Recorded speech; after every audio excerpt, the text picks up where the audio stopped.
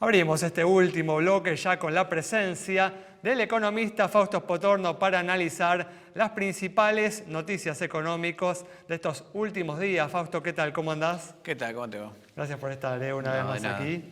Bueno, como decíamos en el primer bloque, hoy se conoció el dato de inflación del mes de agosto, que fue del 7%, apenas por debajo de la cifra de julio, que había sido del 7,4%.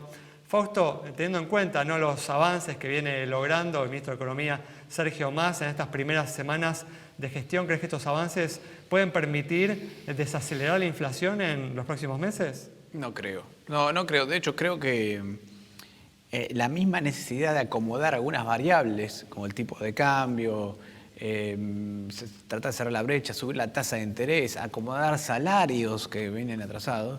Bueno, por el solo hecho de tener que acomodar esas cosas, ya la inflación se te vuelve a subir, ¿no? Tarifas. Entonces, probablemente en septiembre, digamos, esta inflación es un poco más. Ya te digo, nosotros estamos midiendo inflación en septiembre y lo que vamos, por cómo viene septiembre hasta ahora con lo que medimos, comparado a cómo estaba agosto, está dando más fuerte septiembre, ¿no? Ajá. Uno ve factores, ¿no? Como por ejemplo la distensión, ¿no? Cambiaria, la estabilización del dólar libre, que uno imagina que podrían contribuir, ¿no? a una situación un poco menos exacerbada, ¿no? En el plano inflacionario. Lo que pasa es que no tiene tanto impacto el freno del dólar libre, porque del otro lado de la historia el gobierno tiene que trabar importaciones, ¿no? A trabar más las que hay. Muchas importaciones hoy se están pagando con deuda. Acuérdate que hay una norma que obliga a las empresas que importen bienes que estén dentro de las licencias no automáticas a pagarlo con deuda a 180 días. Entonces, hay faltante de importación y eso hace que la mejora en el dólar o mejora de expectativa del tipo de cambio no lleguen del todo a los precios, porque igual falta el producto. Entonces, como falta el producto, bueno, los precios terminan subiendo igual. Claro. Por otro lado, bueno, también uno ve buenas señales en materia fiscal, ¿no? La confirmación de las metas acordadas con el Fondo Monetario Internacional, que uno también, ¿no?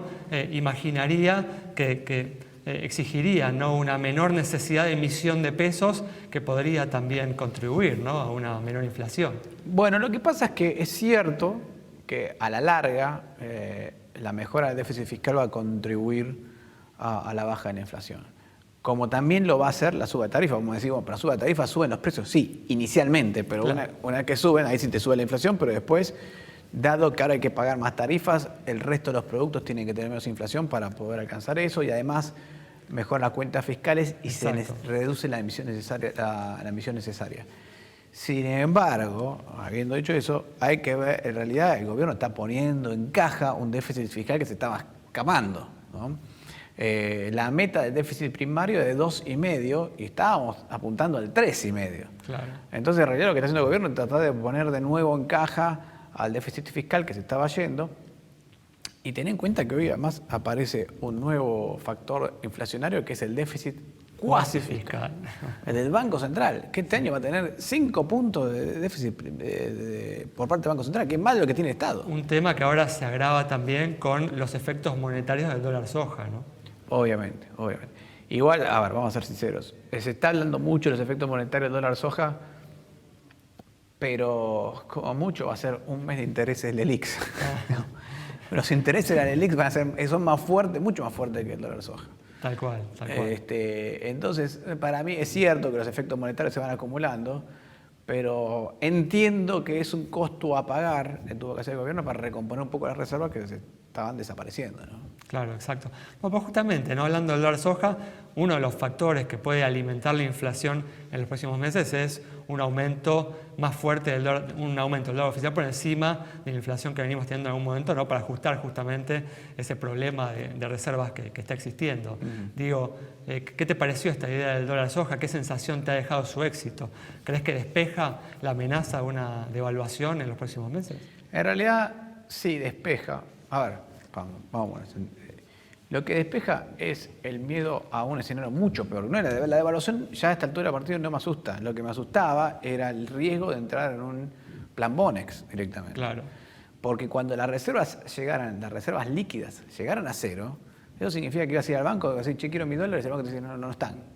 Y ahí bueno, hubo en su momento, ¿no?, rumores de que el Banco Central estaba utilizando los encajes de los depósitos en dólares para intervenir en el mercado cambiario. No hay rumores, los estaba usando. Y le quedaban 5 semanas de eso. Entonces estábamos muy al límite. Lo que hizo, y ahí se entiende un poco mejor esto del dólar soja. El dólar soja es obviamente una medida muy desprolija, tener un tipo de cambio exclusivo para un producto... Un manotazo ahogado. Es un manotazo ahogado. Ahora, un manotazo ahogado, cuando estás ahogando, y bueno, si te salvas la vida, te salva la vida, ¿qué vas a hacer? Y acá pasó algo parecido. La corrección del tipo de cambio oficial, el dólar soja, el préstamo del BID, ir a hablarle a Cristalina, a Georgieva, decirle que está todo bien. Bueno, todo eso lo que hace es tratar de recomponer las reservas que te estaban matando, ¿no? Lo mismo que la traba de las importaciones. Pero sin embargo, a pesar de todo esto que decís, ¿crees que la inflación se va a mantener con suerte en estos niveles, que no va a caer de estos niveles? No, yo creo que la inflación no va a caer de estos niveles, totalmente. O sea, porque todas estas medidas que se han tomado fueron para salir de 2 emergencias, 3 emergencias. Una emergencia de la falta de dólares absoluta en la que estábamos. La otra emergencia fue la reestructuración o el canje de deuda en pesos, que teníamos casi un circulante total en vencimiento en 3 meses. Y la otra es que el déficit fiscal se estaba yendo para el lado de los tomates, ¿no? Entonces, había que atacar esos 3 problemas. Y cuando uno mira el programa económico de Massa que se planteó ahora, es un programa de emergencia, no es un programa pensado para bajar la inflación. La inflación es un tema, pero es un tema a mediano y largo plazo. Hoy la emergencia que tenía era recomponer reservas, postergar vencimiento de deuda y ordenar el déficit fiscal. Y ya te digo... ¿Y qué se logra con esto, no? Porque si no se logra bajar la inflación, mantener la inflación en torno al 7% mensual, seguimos estando en una situación se realmente logró evitar una complicada. crisis. Para mí se logró evitar una crisis muchísimo más grave. O sea, yo creo que se evitó una crisis muchísimo más grave. Ahora bien, evitamos la crisis muchísimo más grave y ahora calculo yo que en octubre, a partir de octubre, noviembre, para poner fecha del Mundial, ahí hay que empezar a pensar, ahora sí, un poquito más lejos, ¿no?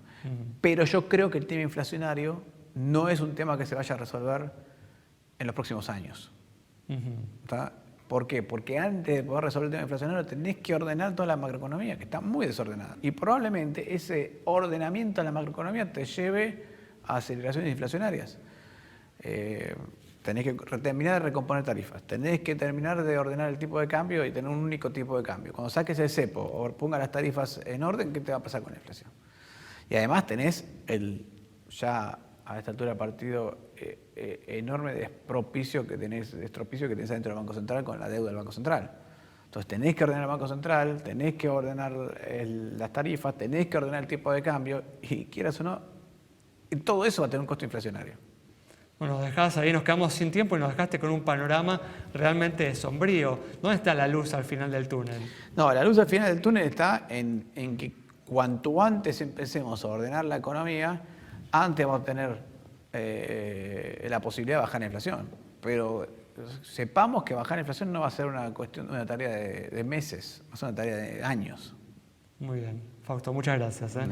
Cerramos entonces el programa de hoy con el análisis del economista Fausto Spotorno sobre estas primeras semanas de gestión del ministro de Economía Sergio Massa y la grave problemática de la inflación, que como dijimos varias veces en el programa de hoy volvió a anunciarse del 7% en el mes de agosto, con perspectivas de continuar estos niveles para los próximos meses. Nos reencontramos el próximo miércoles a las 20:30 aquí en Metro.